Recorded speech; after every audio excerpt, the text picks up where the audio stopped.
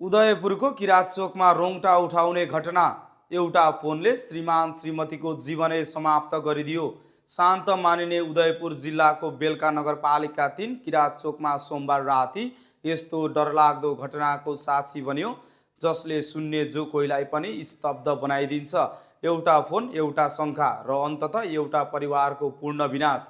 विदेशबाट भर्खरै मात्र घर फर्किएकी श्रीमतीलाई उनका आफ्नै श्रीमानले खेदाई खेदाई सार्वजनिक ठाउँमै विभत्स तरिकाले हत्या गरेका छन्। घटना यति डरलाग्दो थियो कि स्थानीयवासीहरू अझै पनि त्यो दृश्य सम्झेर कापिरहेका छन्। फोनको विषयमा सुरु भएको झगडा। स्थानीय स्रोतका अनुसार श्रीमान श्रीमती बीच फोन प्रयोग र फोनमा आएको कल सन्देशको विषयलाई लिएर विवाद सुरु भएको थियो।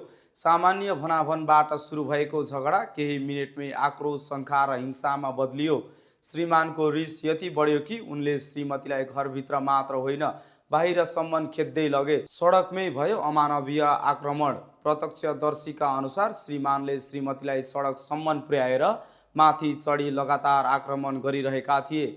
कराउँदै रोइरहेकी महिलालाई बचाउन छिमेकीहरू नजिक समेत जान डराए किनकि आक्रमणकारी अत्यन्तै आक्रामक अवस्थामा थिए। घटनास्थलमै श्रीमतीको ज्यान गयो, तर कथा त्यहीँ सकिँदैन। हत्यापछि आत्मघाती प्रयास। श्रीमानले आफूलाई पनि गम्भीर रूपमा घाइते बनाउने प्रयास गरेका छन्। स्थानीयका अनुसार आफूलाई पनि हान्दै म पनि मर्छु भन्दै कराइरहेका थिए। घटनास्थलमा पुगेको प्रहरीले घाइते अवस्थामा रहेका श्रीमानलाई नियन्त्रणमा लिएर तत्काल उपचारका लागि अस्पताल पठाएको छ। फेरि उठ्यो गम्भीर प्रश्न, यो घटना केवल एक परिवारको कथा मात्र होइन, यो हाम्रो समाजको डरलाग्दो वास्तविकता पनि हो। फोनको शङ्काले ज्यानै लिनुपर्ने अवस्था किन आउँछ?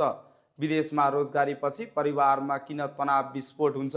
घरेलु हिंसालाई समयमै रोक्न समाज र राज्य किन असफल हुँदैछ?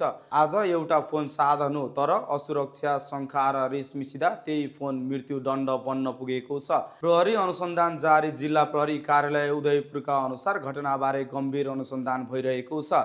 घटनामा प्रयोग भएका सामग्री, फोनको विवरण र पारिवारिक पृष्ठभूमि सबै केलाइँदैछ। यो घटना केवल समाचार मात्र होइन, चेतावनी हो। घरभित्रको सानो शङ्का, सानो रिस समयमै नियन्त्रण नभए कसरी ज्यानै जाने दुर्घटनामा बदलिन्छ, उदयपुरको यो घटनाले देखाएको छ।